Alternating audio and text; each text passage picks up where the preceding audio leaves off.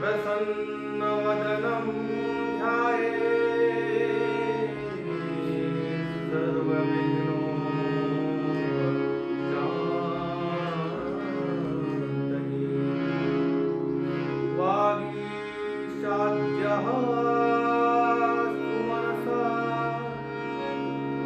सर्वार्थानुपमुक्तये। यं नत्वा कृतकृत्य स्तुतं नमामि गजाननं।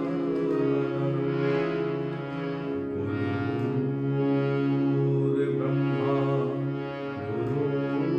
गुरुर्विष्णु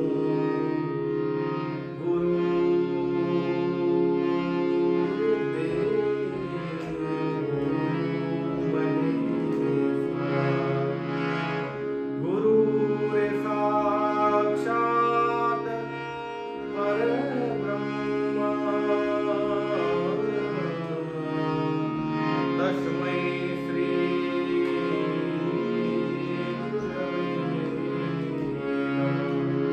अखण्डमण्डलाकारं व्याप्तमेन चराचरम्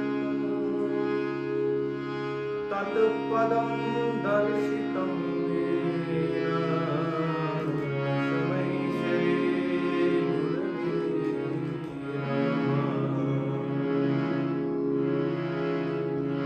गोष्पदीकृतं वारिशं मशकीकृतराक्षसम्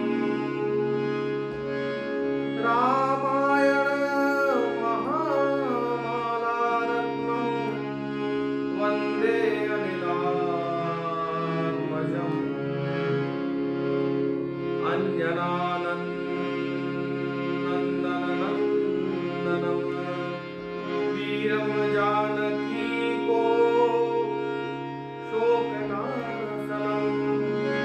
कपीशमक्षहन्तारम्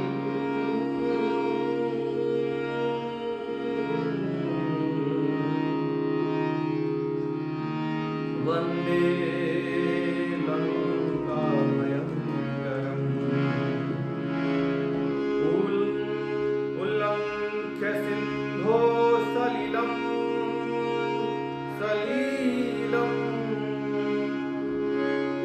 यः शोकवह्नि जनकात्मजायाः आदाय तेनैव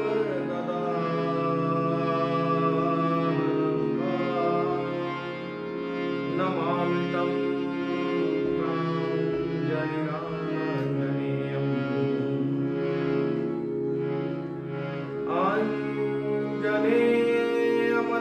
आञ्जनेयमतिपाटलालनं काञ्चनाद्रिककमनीयविग्रहम् परिजाततरुमूलवासिनम्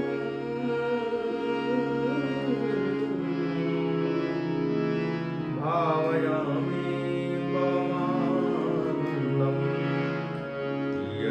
यत्र यत्र रघुनाथकीर्तनं तत्र तत्र कृतमस्तकाञ्जलिं बाष्पवारि परिपूर्णलोचनं मारुतिं नमत राक्षसान्तकं।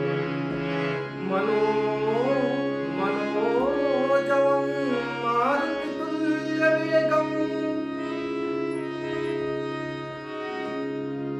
जितेन्द्रियं बुद्धिमतां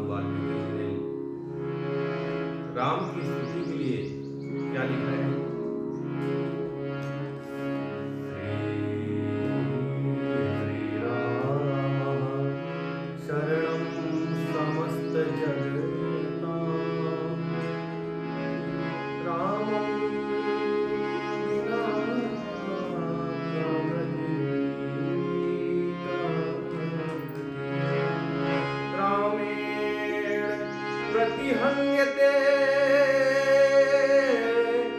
कलिमलं रामाय कार्यं नमः रामाय कार्यं नमः हरे राम त्रस्यति कारणे मुझको रामस्य सर्वं वसे रामे भक्तिर्खण्डिता भवतु मे रामत्वमेवाश्रयः।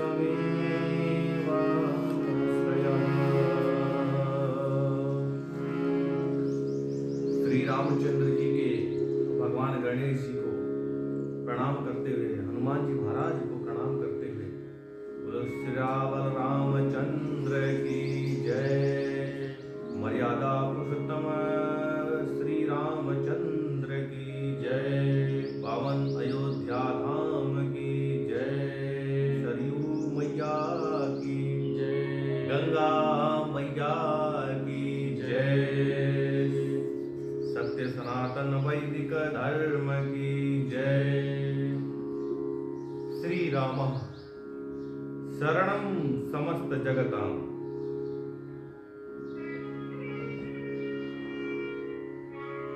कहते हैं कि श्री रामचंद्र जी समस्त संसार को शरण देने वाले हैं।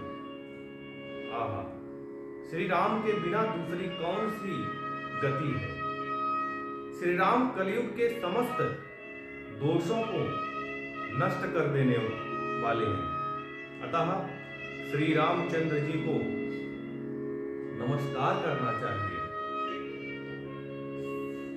इस जगत का सब कुछ भगवान श्री राम जी के वश में है। श्री राम शरणं समस्त जगतां। ऐसे ही उपनिषद में कहा ईशावास्यमिदं सर्वं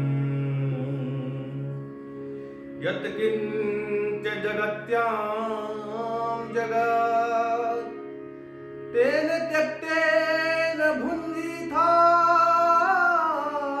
मा गृहा कस्य स्विद्धनं मा गृहा कस्य स्विद्धनं। ईशावास्यमिदं सर्वं यत्किंच, संसार में जो कुछ दिखाई दे रहा है, यत्किंच जगत्याम जगत, सब कुछ परमात्मा से आच्छादित है। वही बात श्री राम शरणं समस्त जगतां रामस्य सर्वं वसे। इस जगत में सब कुछ भगवान श्री राम जी में वसे हैं, निवास कर रहे हैं। श्री राम में मेरी भक्ति अखंड बनी रहे। मेरी भक्ति श्री राम में, बोलो क्या बोला, अखंड बनी रहे। हे राम जी, हे मेरे राम, आप ही मेरे आधार हैं। आप ही मेरे जीवन की नैया का एक तिनका के समान सहारा दे रहे हैं। भगवान की एक दृष्टि मात्र से प्राणी की और प्राणियों में जो भय है, क्रोध है, आलस्य है, केवल भगवान के शरण में आ जाने से, प्रभु के शरण में आ जाने से उसके भीतर के उसके मानसिक विकारों को हर लेते हैं। ये रामायण का महात्म्य शुरू में है। जो रामायण का महात्मा बता रहे हैं, अभी तो रामायण शुरू नहीं हुआ है, ये आगे शुरू होता है। प्रथमाध्याय यहाँ महात्मा बता रहे हैं कि पहले भगवान जी की स्तुति करके कि क्या क्या बताते हैं भगवान की स्तुति में। क्या, जब किसी विषय का महात्मा अगर नहीं बताया जाएगा तो उसमें रुचि नहीं होती है, पढ़ने में, सुनने में, गाने में, मनन करने में। चित्रकूटालयं राममिन्दिरानंद मंदिरम वंदे च परमानंदं भक्तानां भयप्रदम् ब्रह्म विष्णु महेशाद्य यस्यां सालोक साधका नमामि देवं चिद्रूपं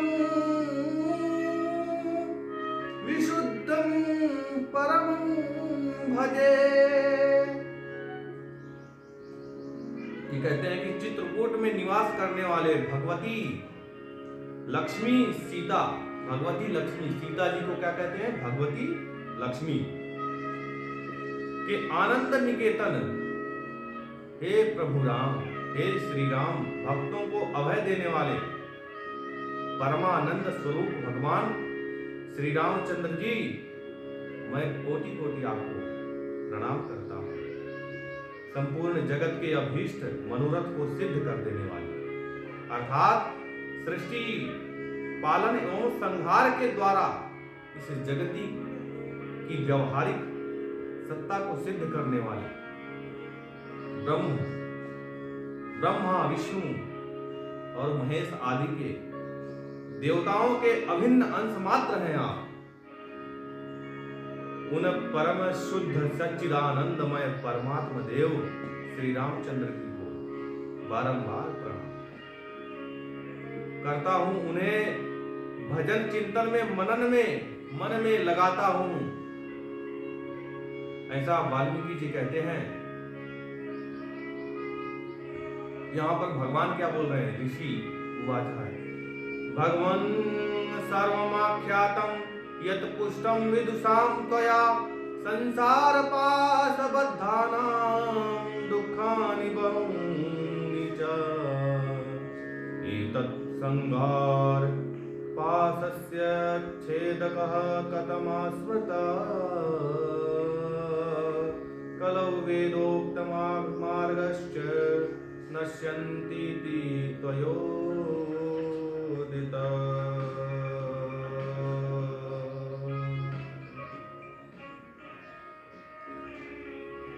ऋषियों ने कहा, हे भगवान, आप विद्वान हैं, ज्ञानी हैं।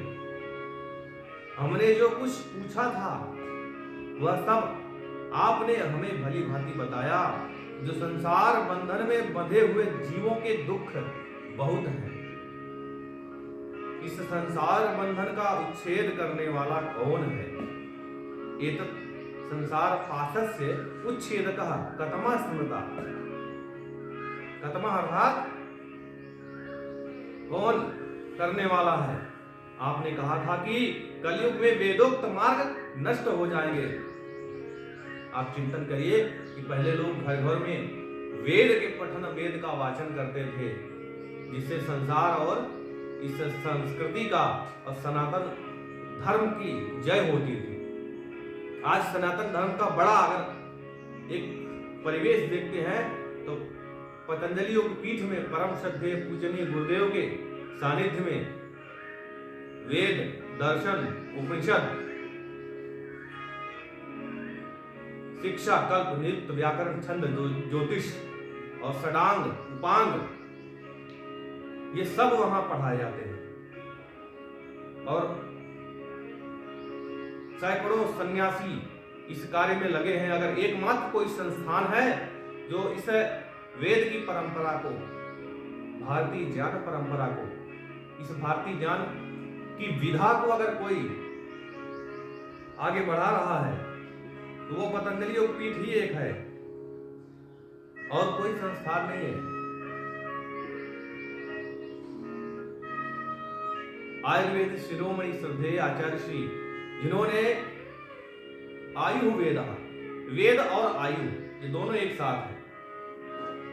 आयु बढ़ाने वाले जो वेद हैं, आयु को पुष्टि देने वाले हैं, पूरे जीवन को जो सुदृढ़ और समर्थ बना देने वाले, ऐसे आयुर्वेद की विधा को गुफाओं से, कंदराओं से निकाल के जन जन तक पहुंचा एक संकल्प लेकर इस सदी का 2021वीं जो सदी है, जो 21वीं सदी का ये समझ लीजिए बहुत बड़ा आंदोलन है। 2025 चल रहा है। तो मैं मानता हूं आने वाले जो और वर्ष हैं उसमें अपने भारत की जो दिशा और दशा है वो पतंजलि योग पीठ पूज्य गुरुदेव ही तय करेंगे कि हमारे बच्चों को संस्कार कैसे दिए जाए। हमारे बिल्डिंग बनाना, अच्छे घर बनाना, रास्तों का निर्माण करना, ये डेवलपमेंट नहीं होता है। केवल बिल्डिंगों से, केवल रास्तों से, केवल टेक्निकल टेक्नोलॉजी को ले आने से डेवलपमेंट नहीं होता है। विकास होता है विचारों से, विकास होता है मानसिक, दैहिक और इन दुखों से मुक्त होना। अपने जीवन में समृद्धि, आत्म समृद्धि को प्राप्त होना, आत्म अनुशासन को प्राप्त होना ही विकास का मूल है। यह है विकास। तो वो कह रहे हैं वाल्मीकि जी, भगवान वाल्मीकि यहां कह रहे हैं कि वेदोक्त मार्ग नष्ट हो जाएंगे। अधर्म परायण पुरुषों को प्राप्त होने वाली यातनाओं का भी आपने वर्णन किया। जो घोर कलयुग में आने पर जब वेदोक्त मार्ग लुप्त हो जाएंगे, उस समय पाखंड फैल जाएगा। और सच में आप देखिए, तरह तरह के पाखंड हैं। कोई झाड़ लगा रहा है, कोई फूंक लगा रहा है, कोई चटनी के साथ पीस के दे रहा है, भगवान की कृपा हो जाएगी। कोई पर्चा बना रहा है।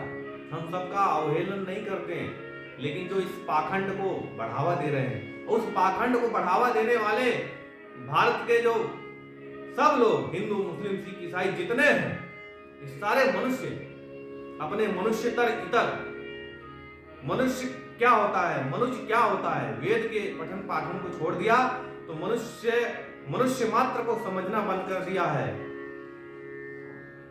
ये महती विनष्टि, ये संसार कहां जा रहा है, घोर अनिष्ट की ओर बढ़ रहा है। वो ये कलयुग, वो इस कलयुग में है और दिखाई दे रहा है। ये बात कब लिखी गई है? लाखों वर्ष पहले, दसियों लाख पहले ये रामायण लिखा गया है वाल्मीकि जी ने, और तब लिख दिया कि कलयुग में पाखंड फैल जाएगा। यह बात प्रसिद्ध है, प्रायः सभी लोगों ने ऐसी बात कही है, सभी विद्वानों ने। कामार्ता ह्रस्व देहाश्च लुब्धा अन्योन्य पराः कलौ सर्वे भविष्यन्ति स्वल्पायुर्बहुपुत्रका। कलयुग में सभी लोग काम वासना वाले, अपनी इंद्रियों के लालच में, वासनाओं में घिरे रहेंगे, पीड़ित और नाटे शरीर, छोटे कद वाले पैदा होंगे, लोभी होंगे, धर्म और ईश्वर का आश्रय प्रायः छोड़ देंगे, आपसे एक दूसरे पर और आपस में एक दूसरे पर निर्भर होंगे, स्वयं निर्भर नहीं होंगे, स्वयं कमाकर खाने वाले नहीं होंगे, एक दूसरे पर निर्भर हो जाएंगे। जिसको प्रायः सब लोग थोड़ी थोड़ी आयु और अधिक संतान वाले होंगे। बीच में देखा आपने कितनी संतानें, सबको 10-10 पुत्र होते थे, कितने कितने पुत्र होते थे, होने चाहिए, लेकिन उनको खिलाने पिलाने, उनको वस्त्र आदि से लेकर, उनको व्यावहारिक ज्ञान से लेकर, सामाजिक ज्ञान से लेकर शिक्षा तक उनकी पूरी व्यवस्था करनी, ये आपकी जिम्मेदारी। केवल जन्म दे पैदा करके ऐसे छोड़ नहीं देना, चोरी चमारी करें, परेशान करें, लूट मार करें, कत्ल बलवा करें, ऐसा नहीं समाज का निर्माण करना है। फिर भगवान वाल्मीकि कह रहे हैं, उस युग की जो स्त्रियां अपने पति के आचरण में नहीं चलेंगी, अपने पति की आज्ञा का अनादर करने वाली, सदा दूसरे को और अभिलाषी हो जाएंगी, अपने पति के साथ साथ छल करने लगेंगी। ऐसा आप देखने को मिल रहा है आपको। न जाने कितने तलाक हो रहे हैं, न जाने कितने समस्याएं आ रही है इस देश में। क्यों? क्योंकि वेद का पठन पाठन बंद हो गया है। फिर से पुनः वेदों की ओर लौटे और इस संसार ज्ञानवान हो जाएगा। असद्धार्ता भविष्यन्ति पुरुषेषु कुलांगनाः पुरुष नृत भाषिण्यो देह संस्कार वर्जिताः। उत्तम कुल की स्त्रियां भी ओछी बातें करने लगेंगी, कठोर और असत्य बोलेंगी, शरीर को शुद्ध और सुसंस्कृत बनाए रखने के लिए सद्गुणों से वंचित हो जाएंगी। शरीर को शुद्ध रखने के लिए सुसंस्कृत और संस्कार, सद्गुण चाहिए, इससे वंचित हो जाएंगी स्त्रियां भी, और ऐसे पुरुष भी वंचित हो रहे हैं, हो गए हैं। आज देख सकते हैं आप संसार में क्या चल रहा है। लोगों ने social media, Facebook, Instagram, Twitter पे क्या क्या लिख रहे हैं, क्या क्या अनाप शनाप बातें लिख रहे हैं, वीडियो बनाते हैं उल्टा सीधा। उससे बचना है आपको। वाचालस्य भविष्यन्ति कलौ प्रायेण पोषिता वृक्षवश्चापि मित्रादि स्नेह संबंधयंत्रिताः। कलयुग में अधिकांश स्त्रियां वाचाल व्यर्थ बकवास करने वाली होंगी। भिक्षा से जीवन निर्वाह करने वाले सन्यासी भी मित्र आदि के स्नेह संबंधों में बंधे रह जाएंगे। आज भारत में जितने भी सन्यासी हैं, वो भारत के सभी सन्यासी अगर चाहें इस भारत भूमि को पुनः इसका राष्ट्र का गौरव दिला सकते हैं, पुनः संस्कृति को, सभ्यता को पुनः जागृत कर सकते हैं। अगर वो चाहे, उनके पास ज्ञान भी है, प्रेम भी है, भक्ति भी है, सब है, लेकिन वो अपने परिवार के बंधनों में भी लिप्त हो चुके हैं, लिप्त हो जाएंगे, ऐसा इसमें कहा है। कि मेरी वाणी नहीं है, भगवान वाल्मीकि जी कह रहे हैं। अन्नोपाधिनी निमित्तेन शिष्यान बंधन्ति लोलुपाः उभाभ्याम अपि पाणिभ्याम शिरा कंडूयनम स्त्रियं कुर्वन्त्यो गृह भर्तृणामासंज्ञां वेत्यसन्ति यतीन्द्रिताः। वो भोजन के लिए चिंतित होने के कारण लोभवश शिष्यों का संग्रहण करेंगे। अब सोच लीजिए, वो लोभवश अपने शिष्य का संग्रहण करेंगे भोजन आदि की व्यवस्था करने के लिए। स्त्रियां दोनों हाथों से सिर खजुलाती हुई गृहपति की आज्ञा का जानबूझकर उल्लंघन करेंगी, इसलिए तलाक हो रहे हैं। बात नहीं सुनती है। पति कमाकर आता, मेहनत करके आता है, और यहां तक कि काट काट के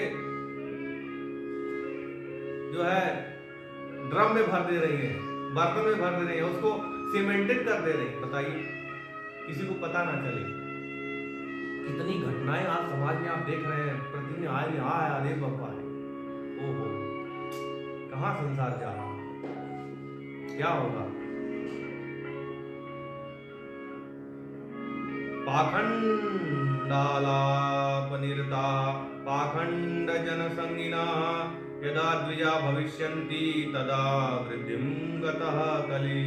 अब कलयुग जाएगा कैसे, ये तो बता दिए कलयुग आएगा तो ये सब होगा, लेकिन कलयुग कैसे जाएगा। जब ब्राह्मण पाखंडी लोगों के साथ रहकर, जब ब्राह्मण पाखंडी लोगों के साथ रहकर पाखंड पूर्ण बातें करने लगेंगे, तब जानना चाहिए कि कलयुग खूब बढ़ गया है। केवल ब्राह्मण अपने ब्राह्मण के लक्षण बताए हैं ना, पठनम पाठनम यजनम यादनम बताया ना, कहा महाराज मनु ने बताया। कौन सी अध्याय बताया ये, प्रथम अध्याय में कि द्वितीय अध्याय में? प्रथम अध्याय में बताया कि पठनम पाठनम यजनम याजनम दानम है ना, दान लेना और दान देना भी। यजन अर्थात यज्ञ करना, हवन करना, ये ब्राह्मण के लक्षण है। ब्राह्मण कोई जाति से नहीं होता है, ब्राह्मण कर्मों से होता है। कर्मानुगो गच्छति जीव, ये कहा, कर्म के ही अनुसार जीव की गिनती होती है, उसको कर्म के अनुसार उसको कहा जाता है। कोई रिक्शे वाला जो है रिक्शा, कोई ड्राइवर है तो उसको ड्राइवर, कोई खेत में काम कर रहा है तो उसको किसान कहते हैं। अब चाहे किसी वर्ग का भी हो, सैनिक है उसमें हर वर्ग के हैं, हिंदू मुस्लिम सिख ईसाई सारे वर्ग हैं, ब्राह्मण क्षत्रिय वैश्य शूद्र। क्या कहेंगे उसको, क्षत्रिय कहेंगे, सैनिक कहेंगे। ब्राह्मण के 6 कर्म बताए हैं, क्षत्रिय के 5 कर्म बताए हैं, और वैश्य के 7 कर्म बताए हैं। शूद्र 1 कर्म बताया, क्या, कि प्रभु के चरण में सेवा करनी है। अर्थात जो सबसे शुद्ध होता है वही भगवान की ओर बढ़ सकता है। अर्थात शूद्र सबसे शुद्ध होता है, वो सब कुछ असुचिता को दूर करने वाला होता है। उपनिषद में और वेदों में भी कहा है, ब्राह्मणो वस्य मुखम आसीत् बाहुराजन्य कृत उरुतदस्य वैशपज्ञाम शूद्रो अजायत, ऐसे कहा है। जैसे भूमि प्रमाणांतरिक्षम उदोदरम, ऐसे कहा। ये संसार ही तो भगवान का सब कुछ दृष्ट और अदृष्ट रूप में जो दिखाई दे रहा है, ये भगवान का ही तो है। समझ रहे हैं आप लोग बात? हाँ, तो यही कहा है कि घोर कलयुग में, घोरे कलयुगे ब्राह्मण जना नाम पाप कर्मिणाम मना शुद्धिर विहीना नाम निष्कृतश्च कथम भवेत्। ब्राह्मण इस प्रकार का घोर कलयुग में आने पर सदा पाप परायण हरने रहने के कारण जिनका अंतःकरण शुद्ध नहीं हो सकेगा, उन लोगों की मुक्ति कैसी होगी? यथा तुष्यति देवोशो देव देवो जगद्गुरु ततो वदस्व सर्वज्ञ सूत धर्म भृतांबर धर्म। धर्मात्माओं श्रेष्ठ सर्वज्ञ सूत जी, धर्मात्मा में श्रेष्ठ सूत जी, देवेश्वर जगत गुरु भगवान श्री रामचंद्र जी जिस प्रकार संतुष्ट हो, वह उपाय हमें बताइए कि हे सूत जी, सूत जी कह रहे हैं ना, वद सूत मुनि श्रेष्ठ सर्वमेतस्त दशेशतः कस्य नो जायते तुष्टि सूत त्वद्वचनामृतात्। हे मुनि श्रेष्ठ सूत जी, इन सारी बातों पर आप पूर्ण रूप से प्रकाश डालिए। आपके वचनामृत का पान करने से किसको संतोष नहीं होता है। भगवान वाल्मीकि को सूत जी करके भी बोल रहे हैं आप, तो आगे का कल देखेंगे। श्री राम श्री राम श्री राम श्री राम श्री राम श्री राम श्री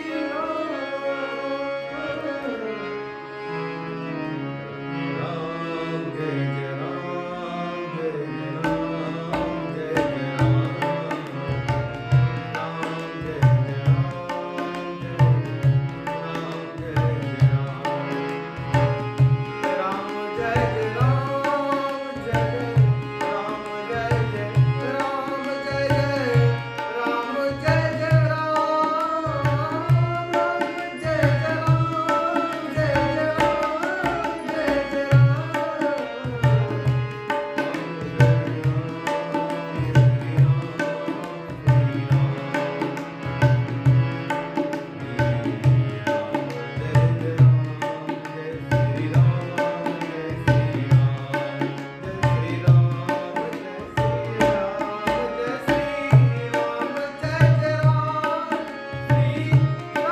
जय जय